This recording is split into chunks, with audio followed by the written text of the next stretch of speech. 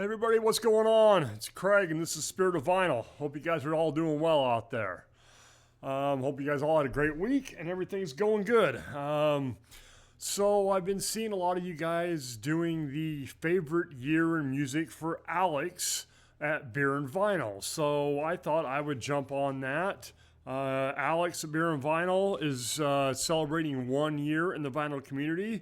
And he's doing it by having a contest, and he wants us to talk about our favorite year in vinyl. So before we get started, Alex, since you are Beer and Vinyl, I'm drinking Voodoo Ranger Juice Force IPA today. Check this out, 9.5% ABV. I've got to be careful, because if I drink too many of these, I won't finish this video. So let's crack this bad boy open. Cheers to all you. Cheers to Alex. Thanks for a great idea.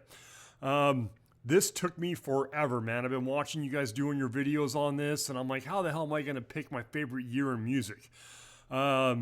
So after watching his and seeing his idea of, what we were thinking, basically I'm not picking the greatest year in music. And I'm picking a favorite year in music. And it's so hard to pick a favorite year in music because there's so much good music, and I've been a fan for a long time. Man, that's good. So what I've decided to do is I went back to 1983. And the reason I picked 1983, I was 14 at the time, and that was my summer. The summer of 83 was my year between my 8th and 9th grade year. And that is also the year that we moved from my childhood home that I grew up in, of Pocatello, Idaho, to Ogden, Utah. So we left everything. My dad got a new job and we had moved. And right before we moved, I met this guy and he introduced me to Kiss, and I started getting into music. And that is about the age and the year of 1983, when I was 14, when I started realizing music wasn't necessarily what was just on the radio or whatever. And I started getting into music and, started listening to some stuff. And then when we moved in the summertime in our new neighborhood. There weren't really any kids my age in the neighborhood, so I didn't really have any friends to begin with. So I spent most of my time watching MTV, because we finally had MTV. We didn't have it when we lived in Idaho, so in our new house we had MTV. So I spent a lot of time watching MTV and just listening to music and buying records with my allowance or whatever it was. So 1983 was very formative for me at that point in time, and kind of helped build some of my taste in music and what I was seeing on MTV and what I was listening to. So not all of this is stuff that I listened to back then, but stuff I listen to now. And since it's the year 1983, I picked a bunch of stuff from the year 1983. I got a whole bunch here, so we're going to get right to it. Eurythmics, Sweet Dreams Are Made of This came out in 1983. This is a really good record. I like this one a lot. I just basically got in the Eurythmics, and I started paying attention and collecting this 80s new wave British invasion type stuff just this year, basically. And the Eurythmics is one of those bands. So that was from 83. This is the same thing with these guys. The Divinyls, another band I just barely got into that I bought because of a certain song I remembered from back in the day. This album, Desperate, is also from 1983. So there's that. Billy Idol, Rebel Yell, all over MTV. Great songs. We all know this album. It's, Rebel Yell and White Wedding and Dance With Myself and all that, right? I think, Flesh for Fantasy. I don't think... Yeah, no. See? I didn't even look. Rebel Yell, Eyes Without a Face, Flesh for Fantasy, Catch My Fall. This is not the one with White Wedding. Sorry. That's the other album. Anyway... Billy Idol, Rebel Yell. I was really kind of into this when this came out. This came out in 83, and I was listening to this and seeing the videos on MTV, and, Billy Idol was cool sounding, sort of punk looking. All right, another big thing that happened in 83 for me is Kiss took off the makeup, and they released this. This is later in the year. I want to say this was in, September. So Kiss, look it up. This is a great record, a lot heavier than the stuff they'd been doing earlier. The previous albums, the previous one to this was The Elder, which was way out of character for Kiss. Before that, it was Dynasty and Unmasked, and those albums were a little more disco sound, a little more poppy. So this take back to their hard rock roots. And I was 14 when they took the makeup off, and I was a Kiss fan already when liking their stuff from the 70s, and I just loved this record. I must have played this to death. This is the same copy I bought back then. So another album that came out that year, which is a band I'd never heard of, Rock Goddess, Hell Hath No Fury. I had never heard of this band, and when I found those ones in the dumpster, this was in there, and that's how I got this, and this is a great record. Basically, you've got three women playing some kick-ass hard rock, some kind of a new wave of British heavy metal type of sound. This is a really good record. I really like this a lot. This is one of those that I'd found, and I'm glad I did. And this came out that same year. Born Again from Black Sabbath also came out in 1983, and I know the mix on this is kind of muddled, but this is a great record. I love this. This is one of my favorite post-Ozzy Sabbath albums. Ian Gillan, Bill Ward, Geezer Butler, Tony Iommi. This has got Digital Bitch, Born Again, Zero the Hero, Trash, Disturbing the Priest. This is a killer record. This is a great 80s Sabbath album. One of my favorites altogether. I've always loved that. I remember having it on cassette back in the day. Another band that I was really into at that time was this album right here, Headhunter from Crocus, and because of the song Screaming in the Night. The video was on MTV, and I just loved the video, and I loved the song. I still love the song to this day. To me, it's just this great, cool, hard rock, metal type love song. It's also got Eat the Rich on here in the title track, Headhunter. This is really good. I like this one. Another band that was all over the television back in that time, 1983. ZZ Top's Eliminator. This album came out then. Sharp Dressed Man, Legs, and all that. All the videos with the car and the girls and everything else. ZZ Top in their heyday when it came to popularity. Great album, don't get me wrong. Maybe not the best music they ever put out. Was kind of a step away a little bit. But they got really, really popular. And this album was all over, being played all over. I had this one back in the day on cassette also. David Bowie, Let's Dance.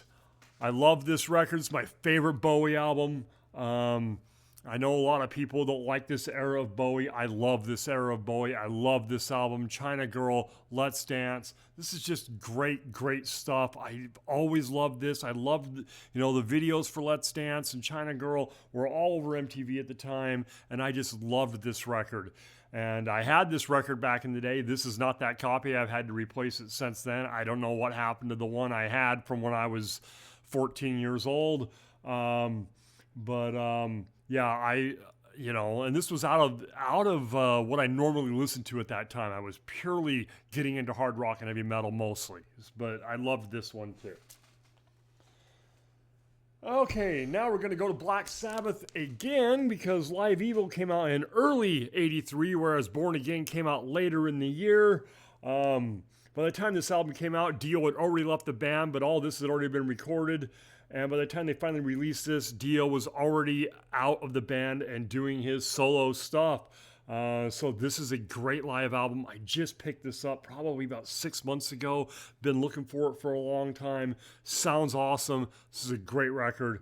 Great stuff. I love hearing, him doing some of that Ozzy stuff on here. Just kind of a different sound to it. This is a great live album. One of the all-time great live albums of all time, in my opinion. So another thing that happened in 83, we were introduced to this band right here, Metallica, Kill 'Em All. Man, what can I say about this? I had a friend after school started back in 83 and I met this kid and he was kind of into metal and I was into some metal, starting to get into Maiden and Priest and stuff like that, and I was listening to Kiss, and he was into this underground stuff, and he introduced me to Metallica. And he was the first person I ever knew who listened to this, and he had a copy of this. I don't know if he was tape trading or whatever, but he had a copy of this, and this is unlike anything I'd ever heard. This is tremendous stuff. Metallica, Kill 'Em All. No wonder they're one of the greatest metal bands of all time. You start off with something as killer as this is what you get. Believe this heavy sound, this hard, thrashy sound came out in 1983. Another one of my favorite bands of the 80s, Twisted Sister, You Can't Stop Rock and Roll. This is really, really good stuff. This was before they got popular. Of course, I wasn't listening to this back in 83 because Stay Hungry doesn't come out until like 84. And that's when I got into Twisted Sister. And then I went back, of course, you buy Stay Hungry, you got to find their previous stuff. I love this record. Out of the first 3 Twisted Sister albums, I think this is the best one, in my opinion. Yeah, just cool stuff, man. Great stuff. Not quite as campy. Just really, really great album. You Can't Stop Rock and Roll. This happened in 83, the Rat self-titled EP. Of course, I didn't know this at the time either. Same thing with the Twisted Sister. Rat comes out with Out of Cellar the next year. I get into them. I go back and find this. I used to have a copy of this on vinyl from when I was in high school. I no longer have that. I bought this one a couple years back. Japanese pressing. Great stuff. I love this. The version for Back for More on here I prefer over the one that's on Out of the Cellar, in my opinion. I think they should have left it like this, but great stuff. Introduces to Rat. The other thing that happened that year is Quiet Riot went to #1 and exploded the LA metal scene. Metal Health, what can you say about this record? Metal Health, Come On Feel the Noise, Don't Want to Let You Go, Slip Like Cadillac, and on and on. Great stuff. Great heavy rock album. First, quote, metal album to go to #1 on the Billboard charts, and it exploded the LA metal scene. Because of this album in 83, that's how we have bands like Rat and Motley Crue and things like that. They got their exposure because this came out from the LA scene, so everybody started paying attention to the LA scene. And we all know what happened in the 80s with the LA scene. Queensryche, their EP comes out that year also. Same thing, I discovered Queensryche because of MTV and the video for The Warning. I fell in love with that. That was also in 84, but I'm going back to 83 here. This came out first. This is a great record. This has The Lady Wore Black. Just so good. For an EP, they kind of self-produce the stuff. It's only got 4 songs. Man, it's tremendous. You can hear the talent in this band right from the start. Great stuff.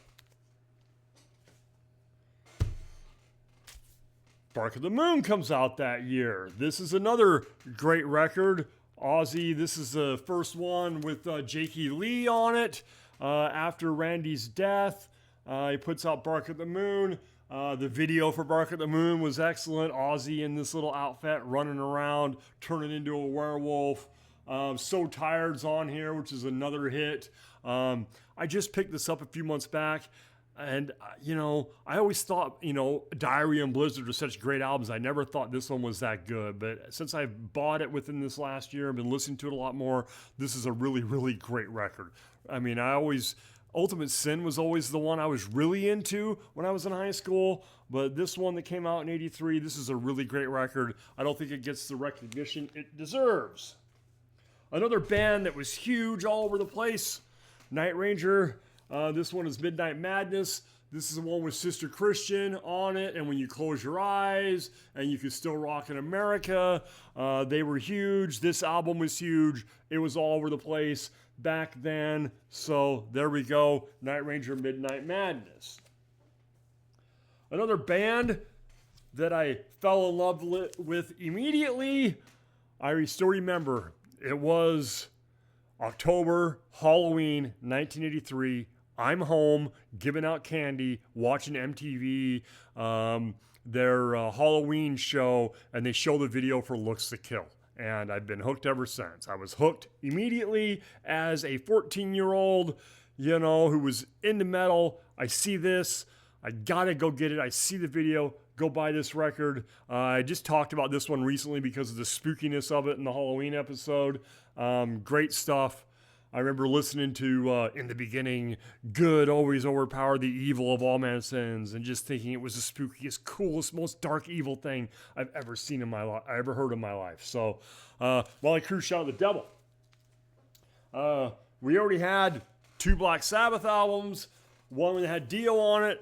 Dio also releases Holy Diver that same year. Born Again comes out early in 83, or not Born Again, sorry, Live Evil comes out early in 83. This comes out later, about the same time as Born Again comes out. So the Dio and the Sabbath crew and all them were being very busy in 1983. Holy Diver, what can you say about Holy Diver? Iconic album, great, could be considered a debut because technically Dio is a band. Just great stuff, great songs. What an excellent voice. Jakey Lee playing Vivian Campbell. Fuck, sorry guys. Man, maybe that beer's hitting me already, or maybe I need to drink more. Not sure yet. Holy Diver, great stuff. And arguably, finishing off the day, one of the biggest bands of the year and of the era, Def Leppard Pyromania, came out that year also. So, sold 100 million copies, it seems like, all over the place. Every song, let's see what's on here. Rock Till You Drop, Photograph, Too Late for Love, Stage Fright, Foolin', Rock of Ages. I mean, there's like 6 hits on here that were all over the radio and all over MTV. So, Pyromania from Def Leppard to close out this show. So that's 83 kind of in a nutshell for me.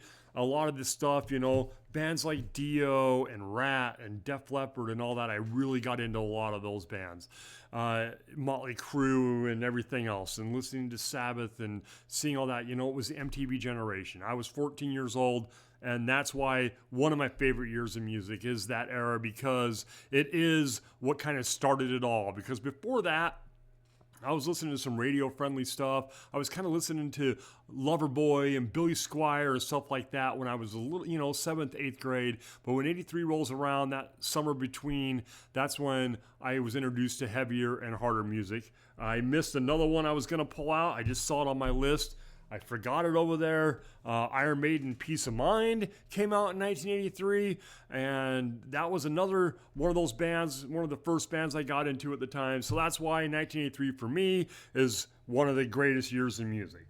So I'm going to thank Alex from Beer and Vinyl for coming up with this idea. I will put a link to his episode down below. I'm sure most of you have seen it already, but I'm still going to go ahead and link it.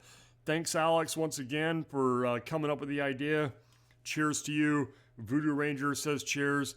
Thanks all you guys for watching. I'll talk to you all next week.